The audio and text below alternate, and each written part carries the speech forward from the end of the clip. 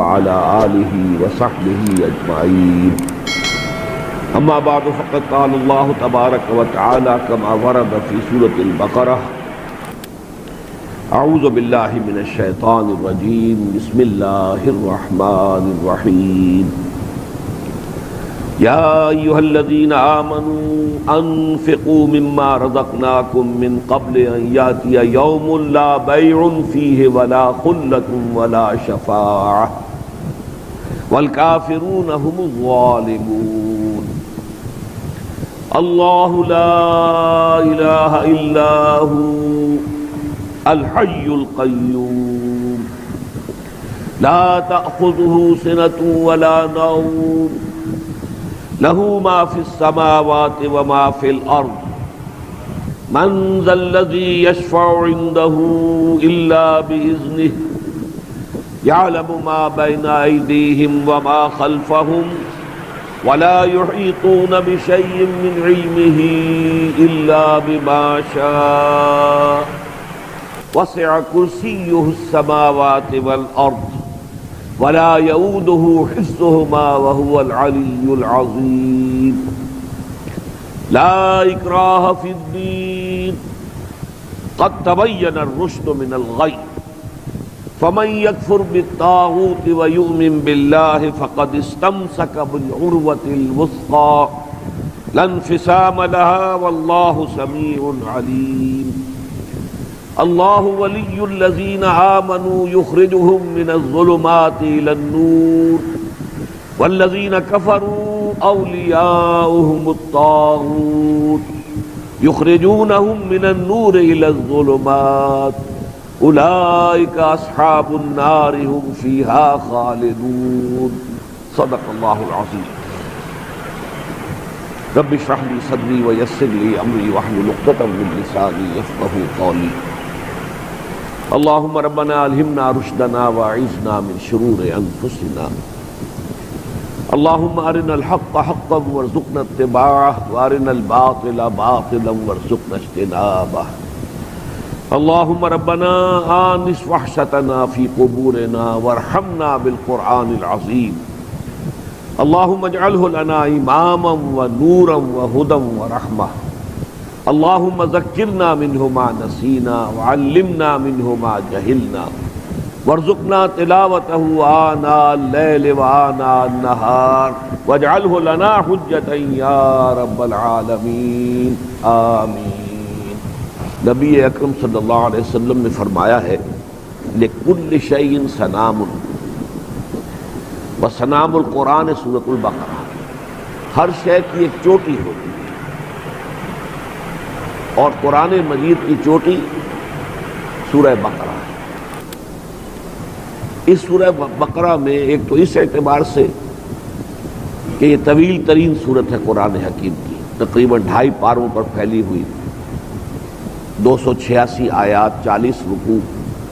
اس اعتبار سے بھی گویا کہ عظیم ترین سورت ہوئی. پھر یہ کہ اس میں بعض ایسی آیات شامل ہیں جو بڑی طویل آیات میں سے ہے قرآن مجید کی، جیسے آیت الآیات 20ویں رکوع کی پہلی آیت ہے. مکی صورتوں میں متعدد آیات میں اللہ تعالیٰ اپنی جن نشانیوں کا ذکر کرتا ہے آفاقی، ان سب کو ایک آیت میں جمع کر دیا گیا.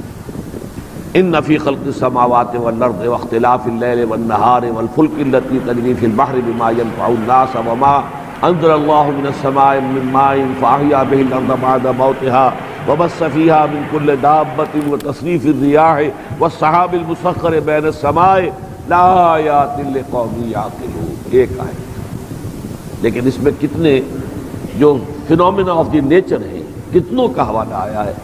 آپ دیکھیں گے سورہ روم ہو یا اور اس طرح کی صورتیں ہوں، یہ کئی آیتوں کے اندر ان آیات کا، ان نشانیوں کا حوالہ آتا ہے. پھر آیت البر 21ویں رکوع میں، آپ کو معلوم ہے 22ویں رکوع میں، اور آپ کو معلوم ہے چونکہ ہماری اس قرآنی دعوت کا یہ جو اساس ہے، یعنی مطالعہ قرآن حکیم کا منتخب نصاب، اس کا درس نمبر 2 ہے. قرآن مجید کی جامع ترین آیت ہے ہدایت قرآنی، اور اس کے جو لوازم ہیں، جس طریقے سے کہ چھوٹی صورتوں میں جامع ترین صورت سورۃ العصر، جس کے بارے میں کہ امام شافعی رحمۃ اللہ علیہ کی یا دو اقوال میں نے اپنی کتاب کے میں بھی نقل کیے ہیں کہ فرماتے ہیں کہ لو تدبر الناس هذه السورۃ لوسعتهم، اگر لوگ صرف اس سورۃ العصر پر تدبر کریں تو یہ ان کی ہدایت اور رہنمائی کے لیے کافی ہے۔ ایک اور قول ان کا ہے کہ اگر اس قرآن مجید میں کوئی شے سوائے سورۃ العصر کے نازل نہ ہوتی تب بھی وہ لوگوں کی ہدایت کے لیے کافی ہے۔ لو لم ينزل من القرآن سواها لکفت الناس، لیکن جو بات سورۃ العصر میں ایک سورت میں آئی ہے وہی بات ایک آیت کے اندر سورہ بقرہ کی آیت البر، لیس البر ان تولوا وجوہکم قبل المشرق والمغرب ولكن البر من آمن باللہ والیوم الآخر والملائکۃ والکتاب والنبیین وآتى المال على حبه ذوي القربى واليتامى والمساكين وابن السبيل والسائلين وفي الرقاب وأقام الصلاة وآتى الزكاة والموفون بعهدهم إذا عاهدوا والصابرين في البأساء والضراء وحين البأس أولئك الذين صدقوا وأولئك هم المتقون۔ اندازہ کیجئے یہ ایک آیت ہے۔ اسی طرح کی آیت جو ہے پھر آیت اختلاف بھی ہے، وہ ہم پڑھ چکے ہیں۔ اس کے بعد اس سے بھی زیادہ نمایاں مثال یہ آیت الکرسی کی ہے جو اس 34ویں رکوع کے اندر شامل ہے سورہ بقرہ کی، جس کے بارے میں ہم پڑھ لیں گے وہ روایات بھی کہ نبی اکرم صلی اللہ علیہ وسلم نے اسے قرار دیا ہے ہی سیدۃ آیات القرآن، تمام قرآن حکیم کی آیات کی سردار جو ہے وہ آیت کرسی۔ اور چونکہ میں نے ابھی حوالہ دیا ہے کہ جو نسبت و تناسب ہے سورۃ العصر اور آیت البر میں قرآن کی جامع ہدایت اور لوازم و شرائط نجات جس طرح سورۃ العصر میں آئے ہیں وہ ایک سورت ہے، اسی طرح آیت بر میں آ گئے ہیں جو ایک آیت ہے۔ اسی طرح توحید خدا بندی جس طرح سورہ اخلاص میں آئی ہے 4 آیتوں میں، قل هو اللہ احد اللہ الصمد لم یلد ولم یولد ولم یکن لہ کفوا احد، اسی طریقے سے اتنی ہی جامعیت کے ساتھ اس آیت الکرسی میں ہے جو آج ہم انشاءاللہ جس کا مطالعہ کریں گے۔ بہرحال اس حوالے سے نوٹ کر لیجئے۔ ایک اور مثال بھی میں آپ کو دے دوں اس سورہ مبارکہ میں، جیسے کہ میں نے آیت الآیات کا حوالہ دیا ہے، 20ویں رکوع کی پہلی آیت ہے، اس رکوع کی بھی 4 آیات ہیں، اس رکوع کی بھی 4 آیات ہیں۔ یہ بھی توحید کے ایک پہلو کو بیان کر رہا ہے اور وہ بھی توحید ہی کے ایک فلسفے کو بیان کر رہا ہے۔ پھر آئندہ کسی انشاءاللہ نشست میں ہم اس رکوع کا مطالعہ کریں گا، اس لیے کہ توحید کا جو فلسفیانہ پہلو ہے، جو اس کا حکیمانہ پہلو ہے، وہ انشاءاللہ اس رکوع کے حوالے سے ہمارے سامنے آئے گا۔ لیکن توحید کا جو اعتقادی پہلو ہے وہ ہے کہ جو آج آیت الکرسی کے حوالے سے ہمارے سامنے انشاءاللہ بتمام کمال آ جائے گا۔ اب ہم آغاز کر رہے ہیں۔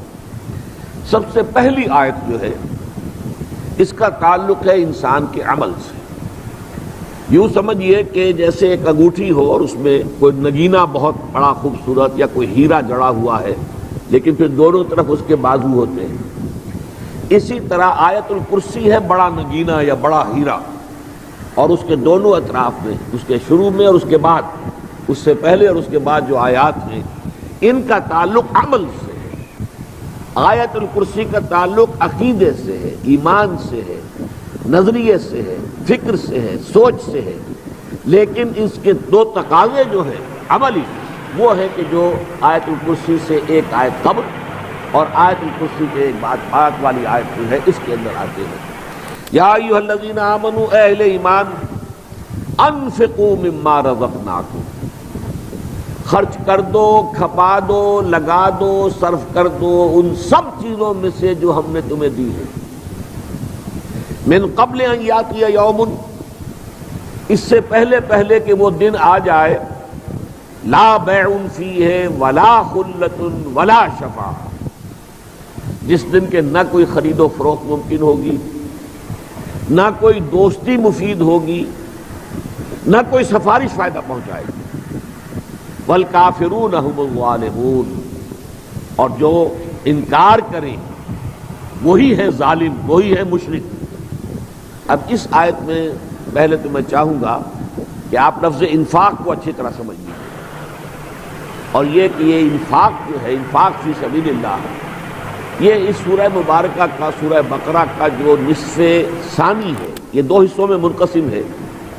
جن حضرات نے دورہ ترجمہ قرآن میرا سماعت فرمایا ہے، یا قرآن حکیم کی صورتوں کا جو باہمی ربط میرا ایک کتابچہ ہے، اس میں میں نے تفصیل بیان کی ہے کہ سورہ بقرہ کے دو حصے ہیں۔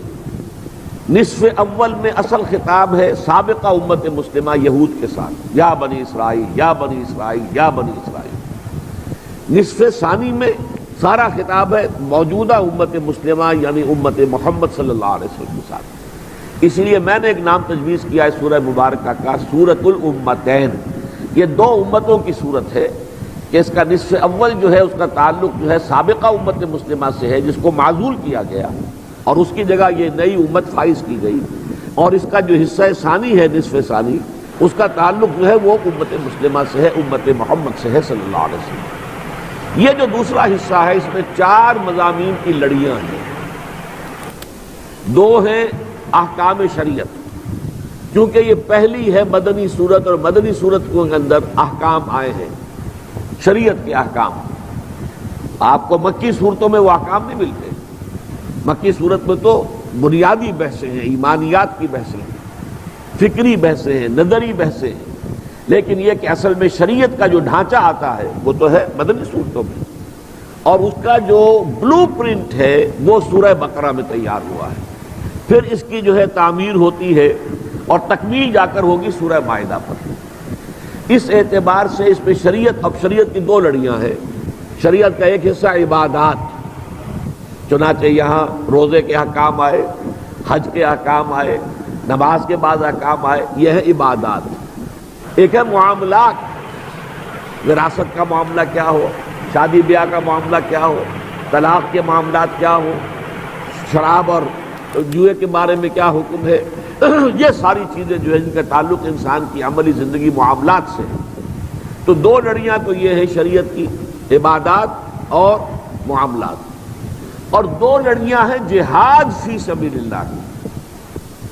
لیکن یہ جہاد فی سبیل اللہ جو ہے مدنی دور میں آ کر اب یوں سمجھیے کہ 2 لڑیوں میں تقسیم ہو گیا ہے۔ قتال فی سبیل اللہ، اس لیے کہ ابھی مکی دور میں قتال نہیں تھا، اب جہاد نے شکل اختیار کی قتال کی، اب جنگ کا معاملہ، قتال فی سبیل اللہ اور انفاق فی سبیل اللہ۔ اس لیے کہ ظاہر بات ہے کہ جنگ کے لیے سامان حرب و ضرب کی ضرورت ہے، اسلحہ کی ضرورت ہے، رسد کی ضرورت ہے، لہذا اس میں مال چاہیے۔ جب تک کہ مالی ذرائع نہ ہو آپ جنگ جو ہے اس کا آغاز نہیں کر سکتے۔ اس لیے اب یہاں پر جہاد فی سبیل اللہ کو 2 واضح لڑیوں میں تقسیم کر دیا گیا، قتال فی سبیل اللہ اور انفاق فی سبیل اللہ۔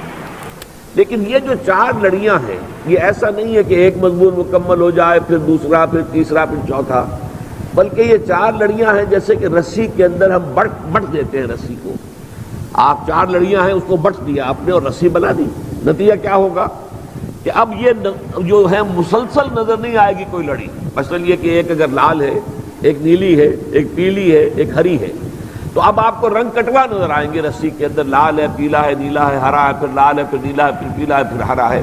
اس طریقے سے یہ 4 مضامین جو ہے یہ 19ویں رکوع سے لے کر اور 40ویں رکوع تک یہ 4 مضامین کٹوا آپ کو ملتے ہیں، بظاہر کٹوا ہیں، لیکن اگر لڑیاں کھول دی جائیں تو گویا کہ ہر لڑی مسلسل ہے۔ ایک مضمون ہے انفاق فی سبیل اللہ کا، ایک مضمون ہے قتال فی سبیل اللہ کا، ایک مضمون ہے عبادات کا، ایک مضمون ہے معاملات کا۔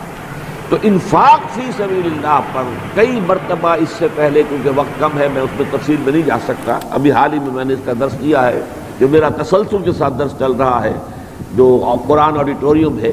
ایک مرتبہ تو میں ختم کر چکا ہوں میرے قرآن کا درس وہاں، لیکن اب دوبارہ شروع ہوا ہے تو وہ اب اس مقام پر تھا، اسی کے حوالے سے میں نے یہاں کے لیے بھی اسی کا فیصلہ کیا۔ تو میں نے تفصیل سے پھر اس میں لڑی کھول کر بتا دی کہ انفاق فی سبیل اللہ کے ضمن میں کون کون سی آیات آ چکی ہیں، اور اس کے بعد آپ دیکھیں گے آگے جا کر 2 رکوعوں کے بعد پورے 2 رکوع آئیں گے انفاق فی سبیل اللہ پر۔ جیسے قتال فی سبیل اللہ پر منفرد آیات بھی آئیں، اور پھر 2 رکوع آئے ہیں آیت الکرسی سے پہلے والے جو 2 رکوع ہیں وہ جو طالوت اور جالوت کی جنگ کے حوالے سے قتال فی سبیل اللہ پر پورے 2 رکوع ہیں۔ تو اس طریقے سے یہاں پر بھی اب یہ آ رہا ہے انفاق کا معاملہ۔ انفاق جو ہے، پہلے اس لفظ پر غور کیجئے، اگرچہ سورۃ المنافقون ہم نے یہاں پڑھی تھی، کچھ عرصہ ہوا، اس وقت بھی اس پر بحث ہوئی تھی، لیکن پھر تازہ کیجئے۔ یہ تو در حقیقت کلا انہا تذکرہ، ذہن کے اندر ان چیزوں کو تازہ کرتے رہنا چاہیے، اور ایسا بھی ہوتا ہے کہ ہر مرتبہ ہر محفل میں کچھ لوگ نئے بھی ہوتے ہیں۔ عام طور پر اس کے معنی ہم کرتے ہیں مال خرچ کرنا، اللہ کی راہ میں مال خرچ کرنا، لیکن اصلاً یہ لفظ جو ہے اس سے بہت زیادہ وسعت کا حامل ہے، اس لیے کہ عرب جو ہے اس لفظ کا استعمال کرتے ہیں دونوں چیزوں پر۔ مال خرچ ہو گیا، نفقت الدراہم، درہم، جیسے ہم کہتے ہیں کہ اب پیسے ختم ہو گئے، جو نفقت الدراہم، پیسے ختم ہو گئے، درہم ختم ہو گئے۔ اور ایک ہے نفق الفرس، گھوڑا مر گیا، گویا کہ جان کا چلے جانا بھی انفاق ہے، نفق ہے۔ چنانچہ ایک بڑی پیاری حدیث ہے حضرت معاذ بن جبل سے رضی اللہ تعالی عنہ، کہ جس کے آخر میں آتا ہے، حضور فرماتے ہیں وما اسقل میزان عبد کدابۃ تنفق له فی سبیل اللہ، جو قیامت کے دن جب میزان نصب ہوگی، اعمال تلیں گے، نیکیوں کا اعمال ادھر ہیں اور بدی کے ادھر ہیں، اہل ایمان کے، ظاہر بات ہے کفار کے اعمال کا وزن نہیں ہوگا، وہ تو سیدھے جہنم میں جائیں گے، لیکن جو ایمان کے دعوے دار ہیں اور جن کے دلوں میں کچھ ایمان کی رمق تھی، ان کے اعمال جو ہیں ان کو تولا جائے گا۔ تو حضور فرماتے ہیں کہ نیکی کے پڑھنے کو سب سے زیادہ بوجھل کرنے والی شے، سب سے وزنی شے جو اس میں پڑے گی، وہ چوپایا ہوگا جو کسی مجاہد فی سبیل اللہ نے جب جہاد اس پر سوار ہو کر کیا اور اس میں وہ چوپایا کام آ گیا۔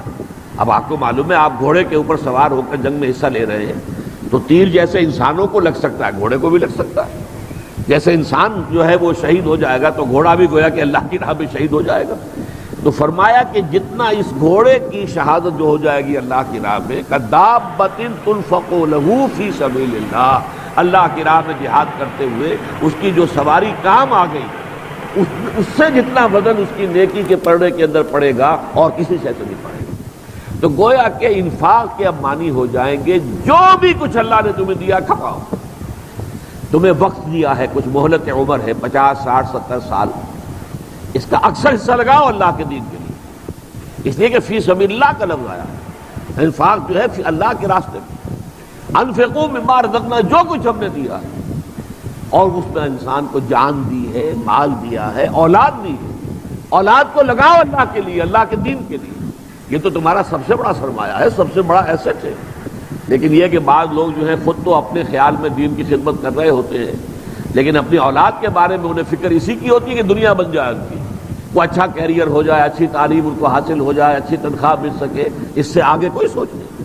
حالانکہ در حقیقت یہی معیار ہے کہ ان کے اصل کیا ویلیوز ہیں، اندر ان کے کس چیز کی اہمیت ہے، ورنہ یہ کہ سب سے بڑھ کر شے جو اللہ نے عطا کی انسان کو وہ اس کی اولاد ہے، اسے لگائے دین کے لیے۔ تو اے اہل ایمان، لگا دو، کھپا دو، صرف کر دو، خرچ کر دو۔ یا ایھا الذین آمنوا انفقوا مما رزقناکم من قبل ان یاتی یوم، اس سے پہلے کہ وہ دن آ جائے۔ اب یہاں تذکرہ ہو رہا ہے قیامت کے دن کا، اور اس کے لیے 3 کیٹیگوریکل نفییں آ رہی ہیں۔ وہ دن یوم لا بیع فیہ ولا خلۃ ولا شفاعۃ، جس دن نہ تو کوئی خرید و فروخت ہو سکے گی، نہ کوئی دوستی مفید ہوگی، نہ کوئی شفاعت فائدات پہنچائے گی۔ یہ جو کیٹیگوریکل ڈینائل ہے، اچھی طرح نوٹ کر لیجئے، اس لیے کہ اگلی آیت آیت الکرسی میں ایک ایکسیپشن بھی اس میں آئے گی۔ شفاعت جو ہے اس کی ایک شکل ہوگی اور وہ جائز ہوگی، لیکن ابھی جو ہے کیٹیگوریکل ڈینائل جو ہے اسے ذہن میں رکھ لیجیے، اور یہ بھی نوٹ کر لیجئے کہ اس سے بھی زیادہ سخت کیٹیگوریکل ڈینائل جو ہے ان چیزوں کا 2 مرتبہ سورہ بقرہ میں پہلے آ چکا ہے، ایک اس کے 6 رکوع میں اور ایک 15 رکوع میں۔ واتقوا یوما لا تجزی نفس عن نفس شیئا ولا ينفعها شفاعة ولا يؤخذ منها عدل ولا هم ينصرون، لا يقبل منها شفاعة واتقوا یوما لا تجزی نفس عن نفس شیئا ولا يقبل منها شفاعة ولا يؤخذ منها عدل ولا هم ينصرون۔ ڈرو اس دن سے، قیامت کا دن جب آئے گا نہ کوئی جان کسی دوسری جان کے کام آ سکے گی، نہ کسی کی جانب سے کوئی سفارش قبول ہوگی، نہ کسی سے کوئی فدیہ لیا جائے گا، اور نہ کسی کی کوئی مدد ہو سکے گی۔ یہ ہے قیامت کا دن۔ پھر 15ویں رکوع میں پھر آیا یہی 4 چیزیں، صرف اس فرق کے ساتھ کہ یہاں جو نمبر 2 پر ہے اسے وہاں نمبر 3 پر لے گئے، اور جو نمبر 3 پر ہے اسے نمبر 2 پر لے آئے، بس صرف اتنا سا ترتیب کا فرق کیا ہے۔ وَاتَّقُوا يَوْمًا لَا تَجْزِي نَفْسٌ عَن نَفْسٍ شَيْئًا وَلَا يُؤْخَذُ مِنْهَا عَدْلٌ وَلَا تَنفَعُهَا شَفَاعَةٌ۔ اب شفاعت کا ذکر نمبر 3 پر آ گیا، وہاں نمبر 2 پر تھا۔ کوئی شفاعت مفید نہیں ہوگی، وَلَا هُمْ يُنصَرُونَ، نہ اس کو مدد ملے گی۔ تو 3 مرتبہ سورہ بقرہ میں آ گیا، یہ تیسری مرتبہ جو ہم پڑھ رہے ہیں، وَاتَّقُوا يَوْمًا، فرمایا من قبل ان یاتی یوم لا بیع فیہ ولا خلۃ ولا شفاعہ، یعنی قیامت کے دن کام آنے والی شے انسان کے اپنے اعمال ہوں گے، اصل شے جس پر کہ فیصلہ ہوگا، اگرچہ فیصلہ کن شے آخری اللہ کی رحمت ہوگی۔ چنانچہ حدیث میں آیا ہے کہ کوئی شخص محض اپنے افعال کی بنیاد پر جنت میں نہیں جا سکے گا جب تک کہ رحمت خداوندی دستگیری نہ کرے۔ اور جب کسی صحابی نے حضور سے پوچھ لیا، بڑی ہمت کی، جرأت سے کام لیا کہ کیا حضور آپ بھی، کیونکہ وہی لفظ میں دوبارہ استعمال کر رہا ہوں، کیٹیگوریکل سٹیٹمنٹ، کہ حضور کا یہ جملہ جو تھا اتنا سمجھیے کہ واضح تھا اور اتنا ہماگیر تھا کہ آپ نے فرمایا کوئی شخص نہیں جا سکے گا جنت میں محض اپنے اعمال کی بنیاد پر جب تک کہ اللہ کی رحمت دستگیری نہ فرمائے۔ تو اب اس میں ایک سوال پیدا ہو گیا، کیا حضور آپ بھی؟ فرمایا ہاں میں بھی، الا ان یتغمدنی ربی برحمتہ، جب تک کہ میرا رب مجھے اپنی رحمت سے ڈھانپ نہیں لے گا میں بھی جنت میں داخل نہیں ہو سکتا۔ تو یہ سمجھ لیجئے آخری شے تو رحمت خداوندی ہے، بنیادی شے اعمال ہے، یہ رحمت بھی اعمال پر آتی ہے۔ آپ نے اپنی سی محنت کی ہے، آپ نے اپنی سی کوشش کر لی ہے، چلیے پھر بھی آپ یہ ایک سمجھیے کہ ایک مارک ہے، ریکوائرڈ ایک معیار، اس تک نہیں پہنچ سکے، لیکن آپ نے اپنی سی کوشش کی ہے، اللہ تعالیٰ کنڈون کر دے گا، تلافی کر دے گا، اپنی رحمت سے جو ہے اس کی تلافی کر دے گا، یہ دوسری بات۔ لیکن آپ عمل سے بالکل عمل سے، یہ جو علامہ اقبال نے کہا ہے کہ عمل سے فارغ ہوا مسلمان بنا کے تقدیر کا بہانہ، اسی طرح اللہ کی رحمت کا بہانہ بنا کر یا رسول اللہ کی شفاعت کا بہانہ بنا کر انسان جو ہے اپنے آپ کو عمل سے فارغ کر لے تو پھر نہ وہ شفاعت مفید ہوگی اور نہ ہی وہ اللہ تعالیٰ کی رحمت جو ہے وہ دستگیری فرمائے گی۔ تو اصل شے اعمال، جیسے کہ سورۃ النجم میں فرمایا لیس للانسان الا ما سعی وان سعیہ سوف یری، نہیں ہے کسی انسان کے لیے مگر وہی کچھ جس کے لیے اس نے محنت کی ہے، کوشش کی ہے۔ ہاں اس کی کوشش اس کے سامنے رکھ دی جائے گی، وہ اپنی کوشش کو اپنے سامنے موجود پائے گا، سوف یری، دکھا دیا جائے گا یہ تمہاری کوشش ہے۔ تو یہ ہے تیسرا مقام سورہ بقرہ میں جس میں کہ شفاعت کی بھی کیٹیگوریکل ڈینائل ہے۔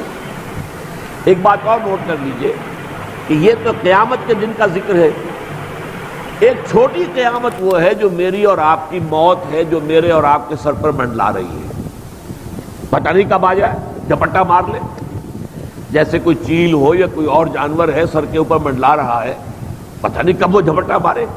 اسی طرح موت جو ہے وہ تو در حقیقت ہر انسان کے سر پر گویا کہ ہر وقت ہر آن منڈلا رہی، اس کو حضور نے فرمایا کہ یہ بھی ایک چھوٹی قیامت ہے۔ من مات فقد قامت قیامتہ، جو شخص مر گیا اس کی قیامت تو آ گئی، یعنی اس لیے کہ اب وہ مہلت عمل تو ختم،